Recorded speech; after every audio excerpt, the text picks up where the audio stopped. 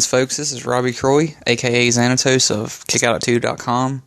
Back when Shane and I started KickoutAt2.com in 2011, I believe, we pretty much just did it as a collective, I guess you would say, project. He and I both had different blogs, and we decided to consolidate them into one, so we weren't just both writing about wrestling, our respective blogs. Recently, we've tried to think of ideas, different things that we could do on our site to help expand it.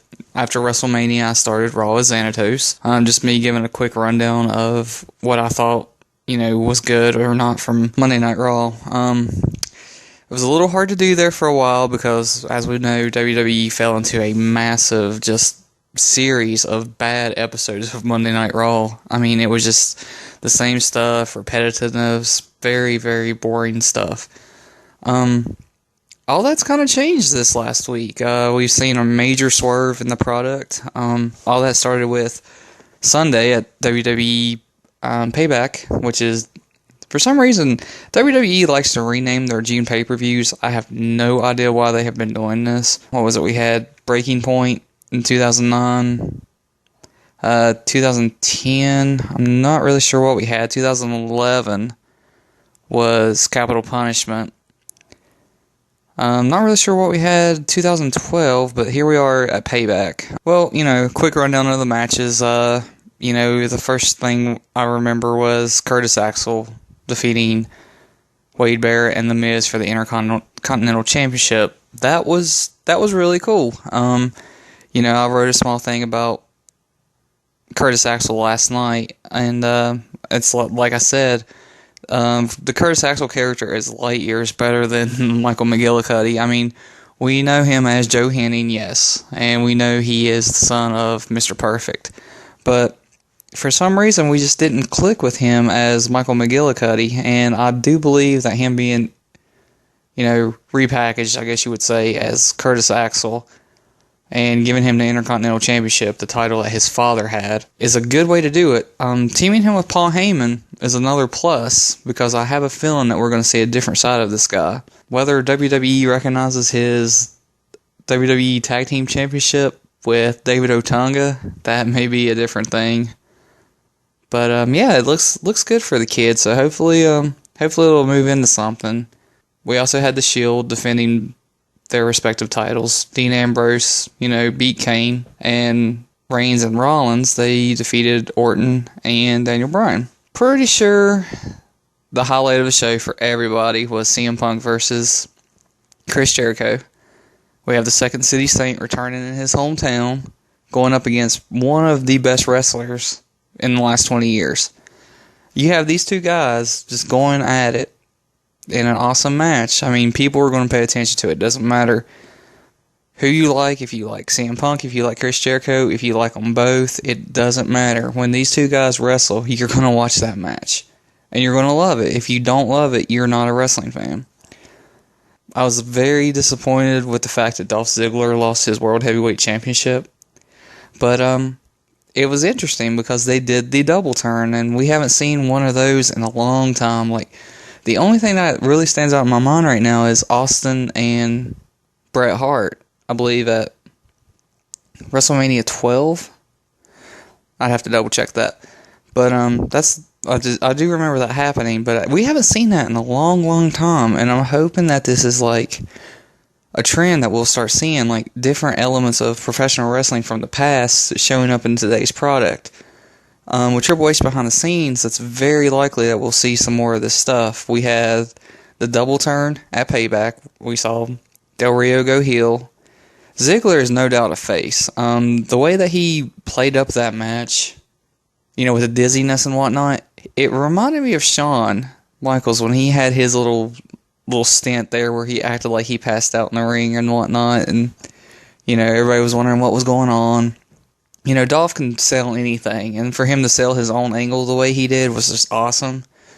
Again, I was very sad to see him lose that title, because I would love to see Dolph Ziggler do with the World Heavyweight Championship what CM Punk did with the WWE Championship. I would love to have had Dolph Ziggler had a 400-plus someday reign with that title. They really need to stop treating the World Heavyweight Championship like the Intercontinental Championship or United States Championship. That is another major title that should be, looked upon equally as the WWE Championship. Sadly enough, it hasn't been that way. Speaking of the WWE Championship, the main event was 3 Stages of Hell, John Cena versus Ryback. Again, 3 Stages of Hell, another type of match that we haven't seen in a long time. I'm not really sure how many there have been. I just remember the last one that stands out in my mind, again, is Triple H versus Shawn Michaels, but I'm kind of partial to these two guys. Shawn Michaels is my favorite wrestler of all time, hands down. And every time that he had a match, especially with Triple H, I was just glued to the screen. Those two guys, they're in that feud in 2003. I mean, it was just so good. It was just so personal, and you watched everything they did. So, I didn't actually watch the main event that night because I knew Cena was going to win, and I haven't went back to watch it yet because I'm just not a very big John Cena fan. You'll know this if you've read anything that we've wrote. None of us on the site really like Cena.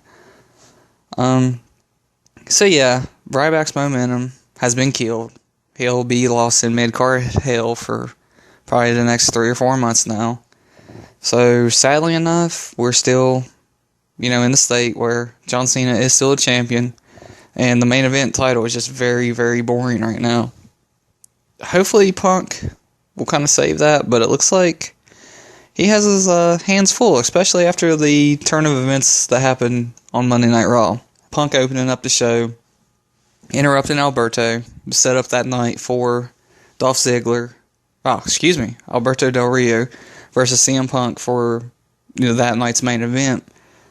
I kind of thought something was up, but I did not expect Brock Lesnar to return that night. I mean, me and my friends, we have talked about this countless of times that Paul Heyman would turn on CM Punk.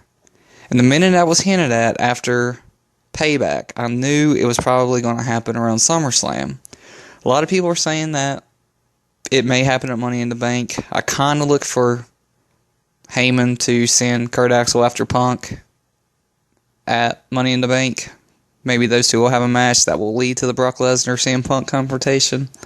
Not sure, but seems like there's a falling out between the Paul Heyman guys, especially with Brock Lesnar F5ing the ever-living crap out of CM Punk. But again, this is a match that I have been wanting to see for a long time, so hopefully it will impress. Another big thing Monday was Christian finally coming back. I mean, Christian has been medically cleared for almost 5 months, and he's just been sitting on the sidelines because they didn't have anything to do with him.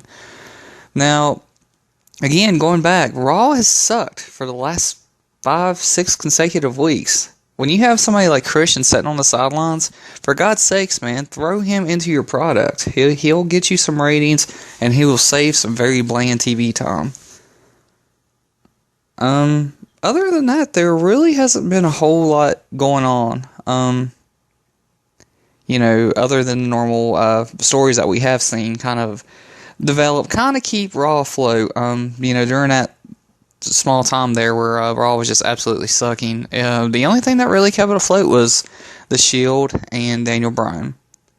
I mean, Daniel Bryan's had some phenomenal matches, and from what I understand, the angle that happened on Monday Night Raw where he actually got hurt was legit. He got a spike, apparently, which, from what I understand from Derek and a few of my other friends, that, it's a real deal, and it's not something that, is easily overlooked. It's just very misfortunate that it happened, and thank God that Daniel Bryan's okay, because, with all the concussions and injuries going around WWE right now, they can't, really stand to lose anybody else, especially a performer such as Daniel Bryan. So, hopefully, everything's cleared. He's good to go. Seems like there was a backstage confrontation between him and Triple H.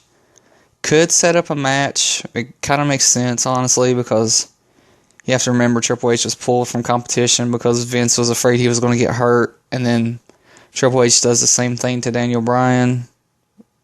So it kind of seems like maybe it's one of the classic cases of the pot calling the kettle black. I'm not sure, but it would be cool to see Daniel Bryan and Triple H, face off. That seems to be it for this week. Again, this is just something we're trying. It's kind of see if we can add some stuff to the site. We have a whole lot more ideas planned. We just don't have the equipment to do so yet. We want to do a web show. But I figured maybe I would play around with the podcast just to see if I like it, see if you guys like it, see what Shane and Derek's opinions are of it. If you like it, let us know. Leave us a comment. Follow us on Twitter. Kick out too. And also at Facebook.